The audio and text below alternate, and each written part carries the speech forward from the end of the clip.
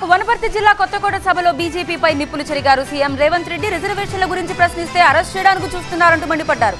పేదల పక్షాన నిలబడ్డ తనని అరెస్ట్ చేయడానికి మోదీ ప్రయత్నిస్తుంటే అందుకు డీకే అరుణ సహకరిస్తోందన్నారు.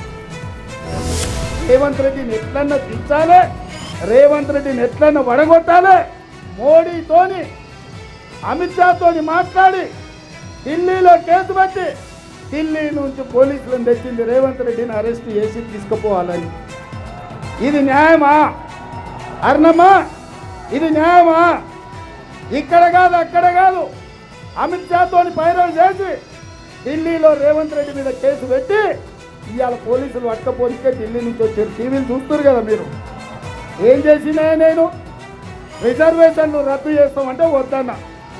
ఎస్సీ ఎస్టీ బీసీ రిజర్వేషన్లు బీజేపీ రాగానే రద్దు చేస్తా అన్నది. నేనన్నా మా దళితులు, మా గిరిజనులు, మా బలైన వర్గాలు, మా బోయలు, మా ఒడ్డర్లు, మా సాకలి మంగలి కుమ్మరి సాకలి చేతన్నలు గీతన్నలు ఇవాళ మా యాదవ్ మిత్రులు ఇబ్బందులు ఉన్నారు. రిజర్వేషన్లు పెంచాలి, వాళ్ళని ఆదుకోవాలి.